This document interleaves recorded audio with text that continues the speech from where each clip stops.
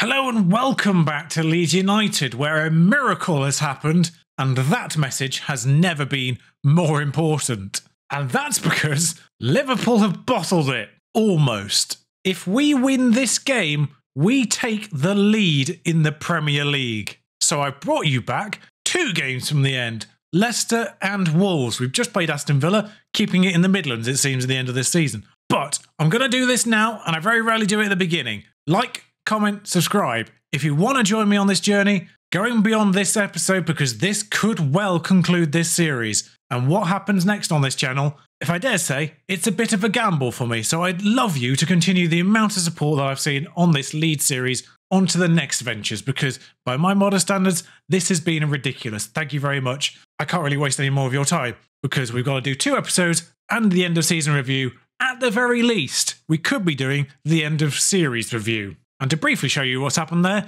yes, they trounced us in the FA Cup semi-final, but they've lost that FA Cup final to Chelsea. Not sure why that's happened before the end of the season, but it has. And I'm hoping that morale costs them against Norwich in the final game, which they do away from home as well. But 2 0-0 draws and then a 2-0 loss. So they've not scored in 3 games after beating Everton away from home in what is ironically the hardest fixture of all of them that they've had to play. But they lost to West Ham and they lost to Leicester. In fact, they've actually won the hardest 2 fixtures of that run-in and bottled the rest. Meanwhile, we lost to Arsenal 2-0 but won all 5 other games. Chelsea, Fulham, West Brom in a weirdly tight game actually, considering they have 9 points, and Brentford and Aston Villa. Dominic scoring more goals, Milivanovic scoring more goals, Colwell popping up with the one for West Brom, the decisive one. Everton have also bottled it, by the way. You may remember at the very beginning of the season, they were sort of with Liverpool, neck and neck, through like the first 10 weeks or so. They're 5th going into the final week. They did just win their last game, but Chelsea have popped up, Manchester City have popped up, and taken those 3rd and 4th places from Everton. So still something to play for on the final day for them lot. Still something to play for West Brom,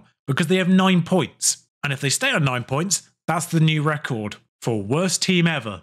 But nobody plays alongside us right now. And for this fixture against Leicester, we are at home, so I am operating the 3 strikers since we've got them all back and working. Pedro's 4.5 stars. What? He's just popped off? Blimey. Casual reminder that Watford sold us Pedro for no pounds. Not in the contract, just no pounds. Forgot to run through the team, but the main gist is otherwise full strength, except for Ndicka because he's injured. And we can't actually take Leicester lightly, because you did just say they did beat Liverpool. They do have Nick Pope. They do have Ramos and Morata, weirdly. I'm surprised that both Madison and Tielemans are still there, actually, along with Soyuncu. But Pope, interesting acquisition. Bosco Sotalo is a name I like to see, but not on my opponent's team sheet. Yes, I do like both Sotalos, and I'm not fully certain they actually are related. But I've had both in my times across FMs. Pedro, just voiding everyone there, but it gets back to Gosling on this right-hand side. Milivanovic is not going to get on the end of that in a million years, but Pedro's going to steal that off Ben Davies, and, well, could have been better. It is worth saying, of course,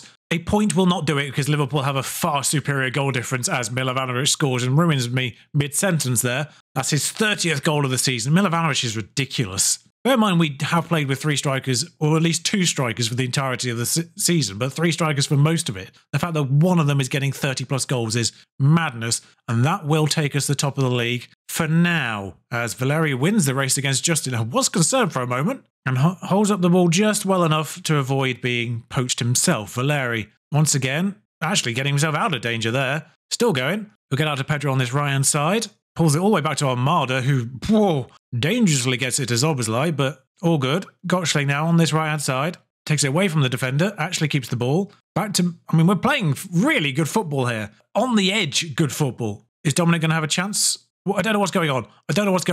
There was a highlight in there somewhere. Maddison with a free kick from very long range. I'd have been alarmed if that had gone in, because that was 30 yards plus.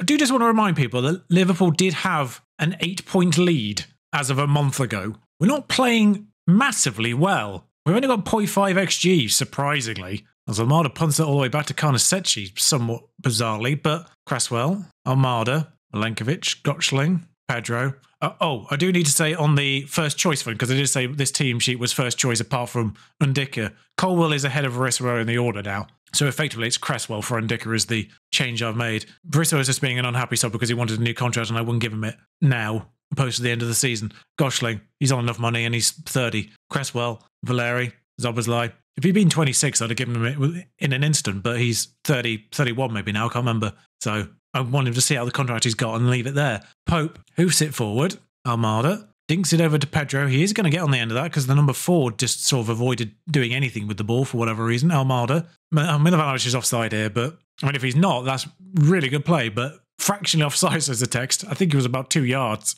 Yeah, it now says clear offside, which is what I thought. Yeah.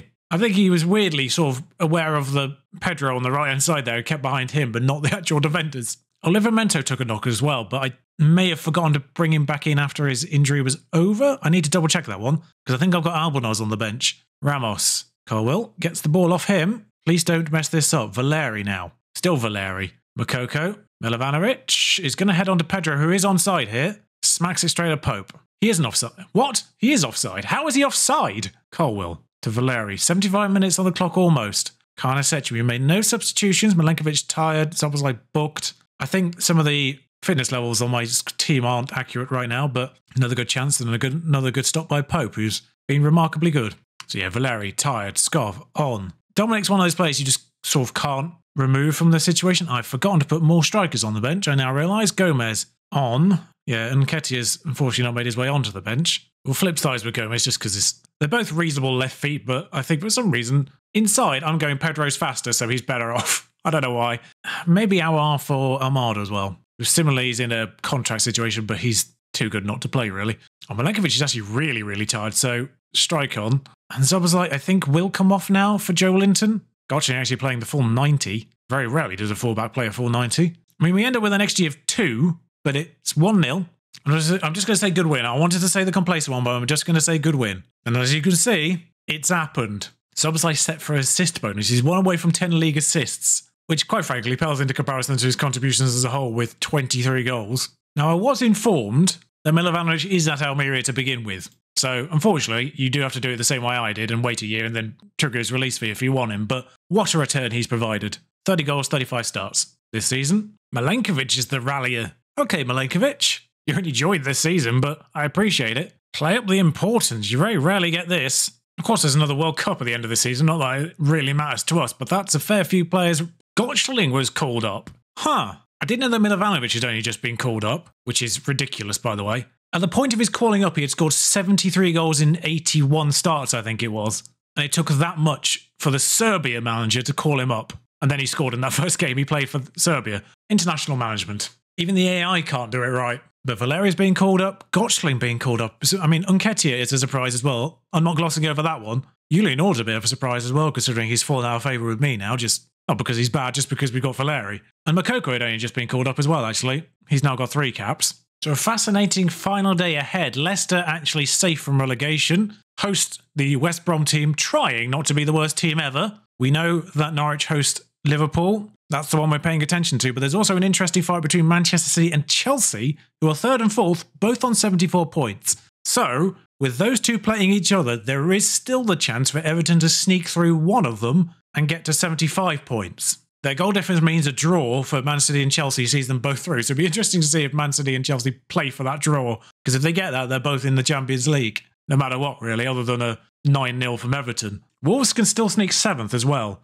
So they're not playing for nothing here either. And the final day match, away from home, at our nemesis in Wolves. I mean, it had to be Wolves or Brentford, really, didn't it? Narratively. Karnasechi in goal, Undika, Colwell, Milenkovic, Valerian, Gottschling gets the nod at right back. They're all pretty much the same, but Gottschling is in a little bit more form, even though his overall seasonal form is slightly less. Joel Linton, Szoboszlai, Almada through the middle. Going to go 3 mids for the away game. Milovanovic and Pedro up front. Pedro finding a little bit of form in these last few game weeks as well. 7.98 for the last 5 for him. 7.94 for the last 5 for Milovanovic. They are in form. Makoko and Nketiah make the bench. Nearly played Joel Linton ahead of Tyler Adams. Tyler Adams in a little bit better form. And Wolves' form is decent. I did erroneously call that the Andre from Lille. Of course, the Andre from Lille would be about 36 or 7 at this point. It's the Andre from Brazil, from Fluminense. Last time we played them, I got that wrong. Apologise to the player. There's another Andre in defence, Andre Amaro. He's new. Not spectacular. Probably going to punish us now. Got to keep an eye on that Norwich match. Man City have scored 2 goals in 2 minutes and are already... West Brom are winning. On worse news as well, Man United are losing, so if Wolves were to win, they'd go ahead of Man United, so Wolves winning matters. I think as long as Man United draw... No, Man United need to win that game to guarantee themselves it. because of the goal difference being worse. Wow, Man United's goal difference is 4. 4 for Manchester United. Nelson Semedo, the man who punished us twice last year.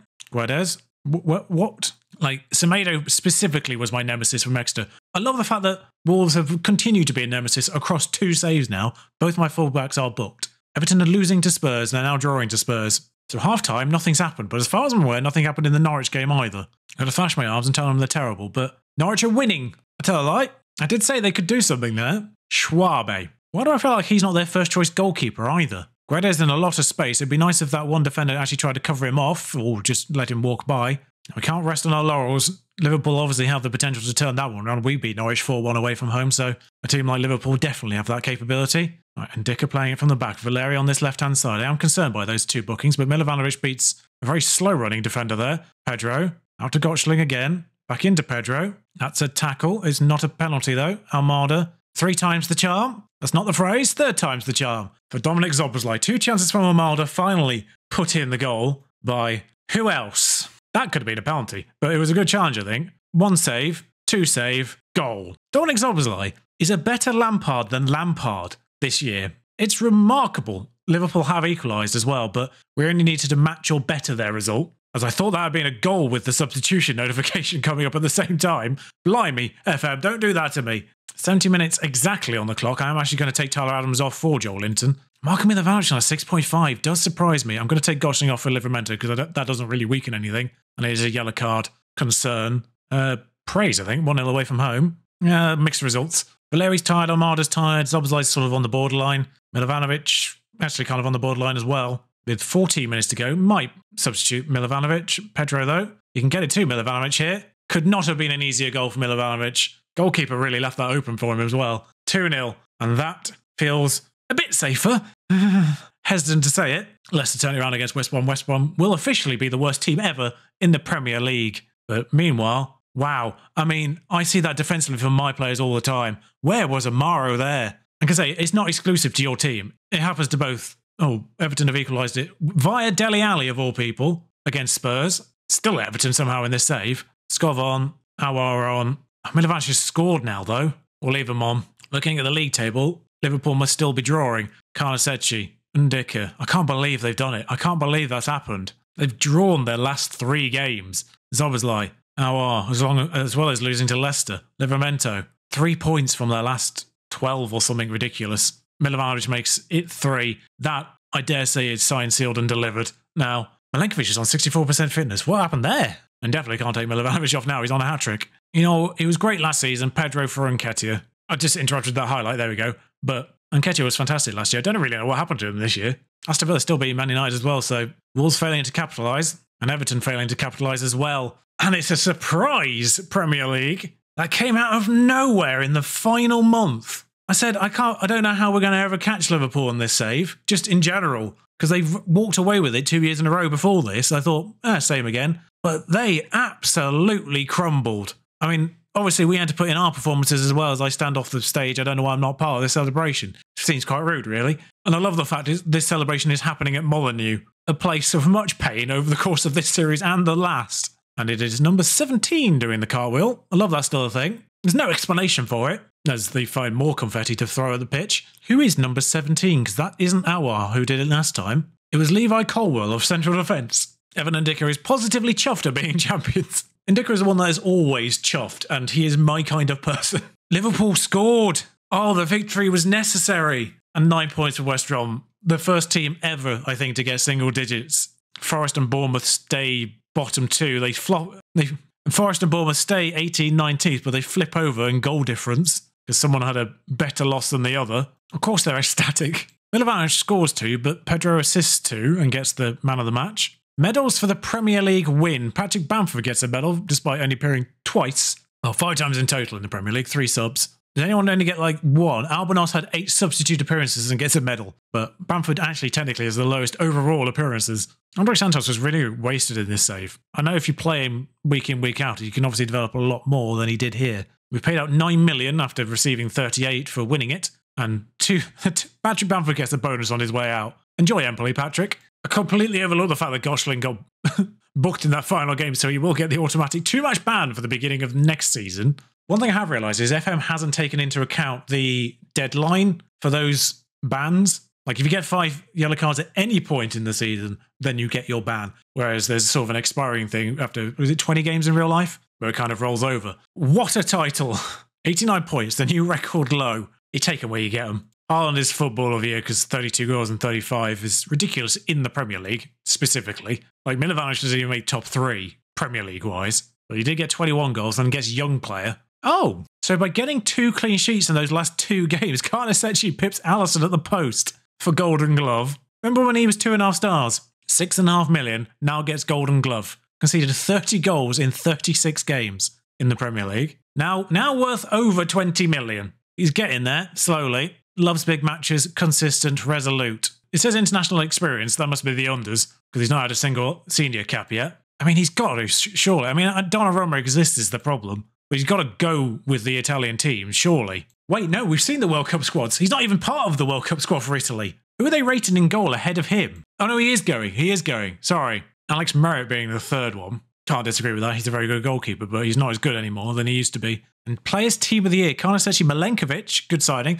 Undika, Zobozlai and Milovanovic up front. 4 Liverpool players, Haaland and Harvey Barnes of Everton, makes the Dream 11. Still not had my season review. Team of the Year bonus is activated. Didn't even know Milovanovic had one, 65 grand. That's generous. There we go, finally got there. Valerian's of the highest average rating signing, which is good for a person who cost me 55 million up front. That extra 6 never activated, of course. Gottschling for 60 million. I mean, what a value that was, but he would have developed if we'd gone much further. Joel Linton was a free and started 19 games. The improvements to Joel Linton in FM, I love them. Quite frankly, could still do a little bit more. And Albanos did start one game at some point, but don't remember which one it was, and probably would have been quite good in time, but we're not going to go that far. Milenkovic for 26 million, really good value. A+, not surprised. I love the fact it never went to 37,800, which I think is the 100%. There's always one person missing. Biggest win over Walsall in the Cup, that's fine. Match to remember, 4-1 over Dortmund in the Champions League, and one of Dominic's many outside-the-box goals getting goal of the season in that same game. Sponsorship up, broadcast down, weirdly, corporate up, competition prize money way up, of course, for winning Premier League and the Champions League money coming through. Milovanovic, top shirt. I mean, he's my cult favourite, but nice to know he's the fan favourite too. Makoko, Zobozlai, Pedro, who I would have expected as being our best player on paper, and Almada. And despite playing less than half the season with the 3 midfielders, that's interesting. Maybe I should just judge that Thiago Almada was better than any of the other strikers and went for the 3 across the middle. Awar and Zobozlai, Livramento pips Gottschling in the end, still. But Skov, having played more of the season, gets the left back. And Verismo, Colwell and Dicker. Milenkovic doesn't even make the team 11. What? Milovanovic breaks our goal-scoring record. Valeri broke our transfer record. Karnaseci breaks the clean sheets record. Milovanovic breaks the man of the match record. And Milenkovic, worst discipline. That might just be more just because of the yellow red card than anything. But yeah, fans love Milovanovic. Player of the season, full stop. Young player himself as well. Goal of the season, we know already. And the highest average rating was Milovanovic. Let's look at our timeline and see how many of these are investments. Espria for 3.5 million up front. I always love the fact that these are just the upfront payments, like that season payment, not even the installments. Because I know there were installments on this, mandatory installments that took it up to well over 15 million. Same with Magno. Ridiculous, that one. I must say that you can see that here as well. It registered it for the transfer record, 36 million for Livramento, but only 18 million up front that season. Conference League. It's interesting the discrepancy between 100th matches manager full stop and 100th competitive match, I guess. Wait, I had 3 different 100th match. I don't know what's happened there. 4, actually. There was another one against Nice. 5. There's one against York. How did I have a 100th match 5 times? Yeah, Gottschling was 49 million up front. I don't think we've actually paid the extra 11 yet. And this is this season as well. There's some youngsters that I brought in that I loaned out and you're never ever going to see, unless I do a future video, of course. I only get 1 200th match, though. EFL Cup winners. Interesting fact about the EFL Cup. Our prize money, 100 grand, was matched by our under-21s winning the Papa John's trophy. That happened as well, off screen. The prize money for the EFL Cup and the Papa John's trophy is the same. You are just as valid putting all your efforts in winning the Papa John's trophy with the under-21s as you are the Carabao Cup. They also won the International Cup thing as well. You know, the under-21s Champions League, effectively. But yeah, Golden Goalie Manager of the Year, job done for Milovanovic, and Record Breaker 2, Premier League winners, more future stars. And the overall best 11 now reflects the Full formation, of course. Sotalo, Strike, Undika, Livramento, Skov, Aouar, Szoboszlai, Gomez, Nketiah, Milovanovic. Can't disagree with that. Maybe Pedro over either Gomez or Nketiah. But yeah, Colwell and Aouar, I think... No, Aouar is in the Merce 11. Colwell is on the bench. Can't disagree with really any of that. Platinat was on the bench as well. I'd like to see that. Oh, what do they actually want from next year, out of curiosity? Qualify for the Europa League. End of 29-30. Work towards winning the Premier League. And then 30-30... In 5 years' time, they want to win the Premier League. Nice to see they're ambitious. And we've got like 4 people left just because everyone's already gone off to the World Cup. Dominic's still here, so we will actually do this camp in Hungary. But that is the end of that. I'll stay on this page just so you can see a few statistics. I can see a bunch of values seemingly may have gone up a little bit, but not massively so just yet. I imagine the tick over in season will give us the full... Wow, actually, I just realised Pedro is the full 5 stars now in our squad. A few players worth over 100 million. Actually, I wonder what happens to Livramento if I take off his... Because he has a release fee, I think, is why I've triggered that. Yeah, 60 million. Oh, his guide value is actually less than that, weirdly enough. I'll actually sort it by goals just to show you the ridiculousness of Szoboszlai. He got more goals on both Pedro, Gomez, Moukoko as well. He played more games than all of them. Both Moukoko and Pedro only started 30 games because of injuries over the course of the season. Szoboszlai went injury-free, I'm pretty certain, but with 41 starts, 24 goals. What a ridiculous centre midfielder he is. Worth over 70. We bought him for 20 million, let's not forget. And that's with extra instalments already triggered. 20 million total he's cost us. I don't know what Leipzig were doing with Szoboszlai, but absolutely mugged them off with that. We can actually get more money off Leipzig right now because there's a future free active that I can trigger on the sale from Sotalo. So I could really mug off Leipzig even more. That being said, Milovanovic, best £7.5 million I've spent, possibly in Football Manager ever.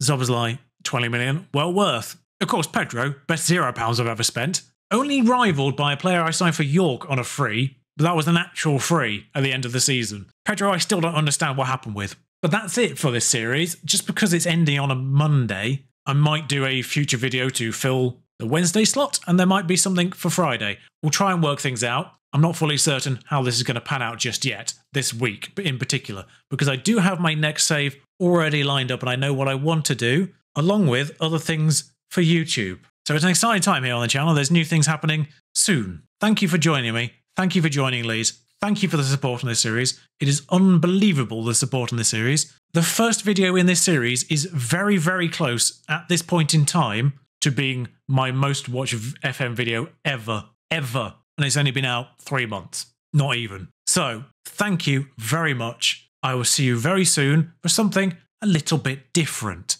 Ciao.